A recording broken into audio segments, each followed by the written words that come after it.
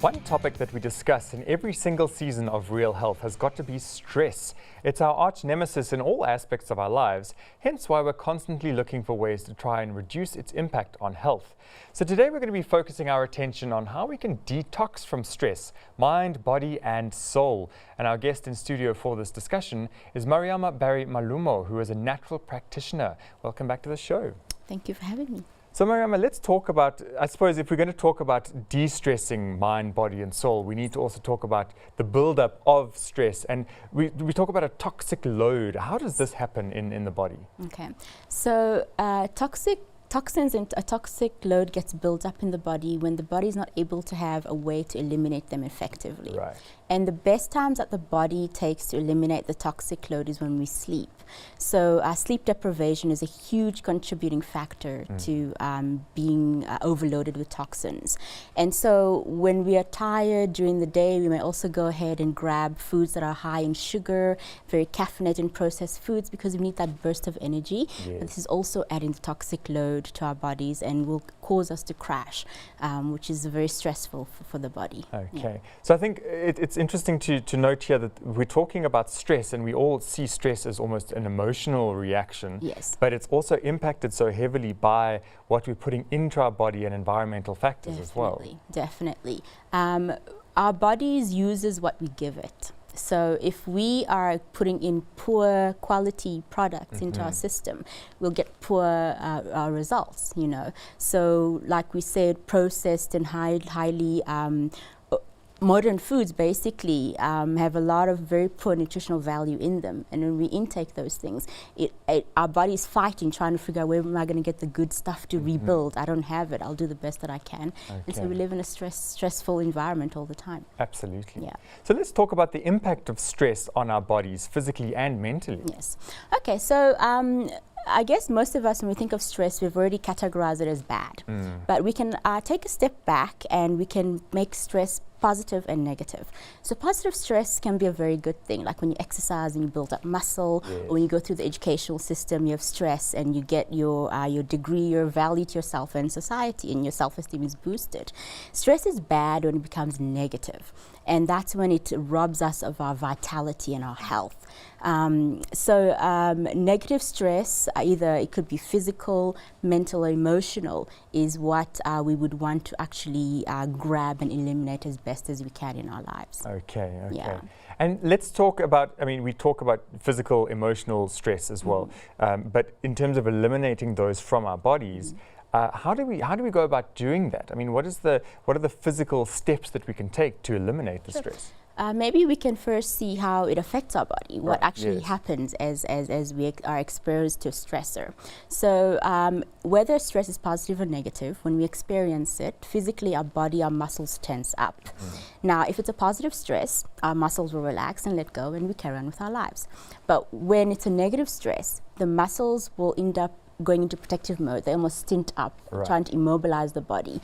And this is where they can cause pressure to build up on the nerves, because if you think this is the muscle and this is the nerve, and not surrounding that, that muscle surrounding the nerve, and it compresses that nerve, it can't fire properly. Right. And this is where we can get the aches and pains, both physical and emotional, from stress. Okay. Yeah. And that's also quite fascinating, because we talk about this feeling of tension when it's not as if we've done anything with our body, but the emotional side of things is causing that tension. That response. And the graphic of that is very strong. No, and very much. I don't know if you've seen someone undergoing emotional pain. It's almost like they hunch over and they're protecting themselves from the world. Yes. And that's a physical thing. Your muscles are literally shortening up and tightening, and they're compressing on the nerves. Now, if you're going through that stress over and over and over again, or you're like a sports fanatic and you do crazy sports and you're hitting and bumping, your muscles tighten and stint up, trying to mobilize you to give it a chance to rest and release the tension. Absolutely. And you don't. And so that's where we get led down the path of chronic issues.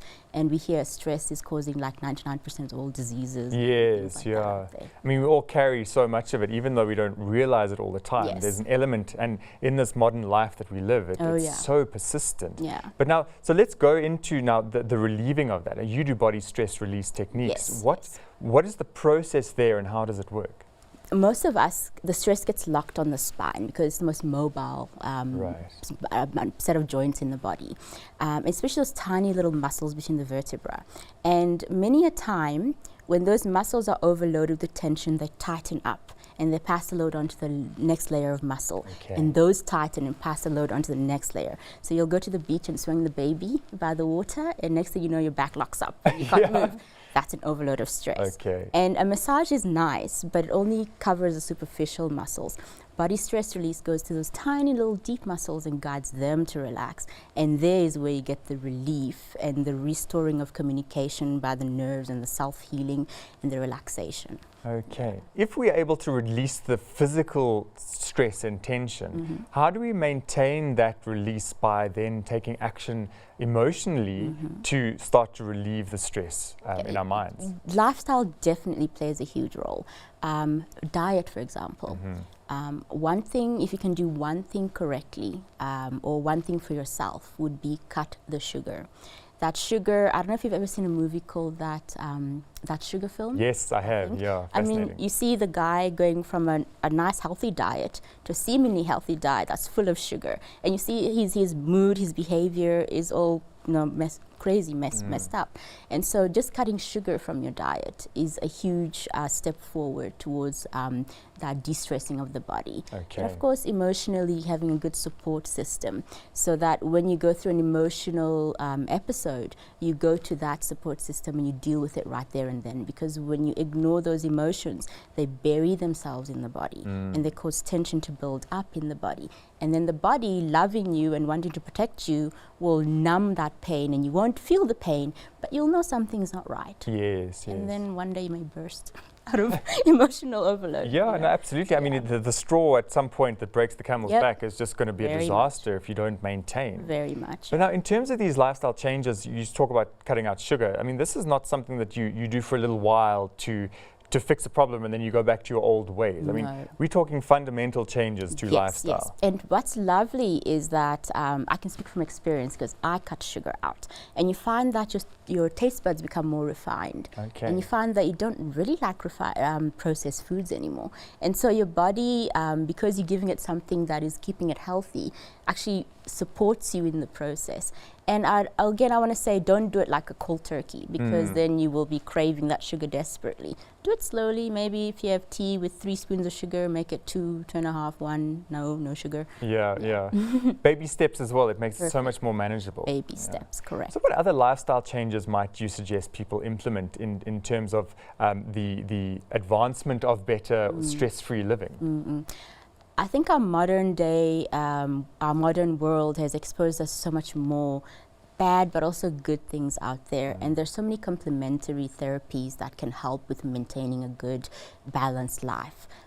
Things like body stress release that we spoke about, yoga, also having a good spiritual practice are all nice ways to just give your body a chance to just woosa, rest. And don't forget sleep.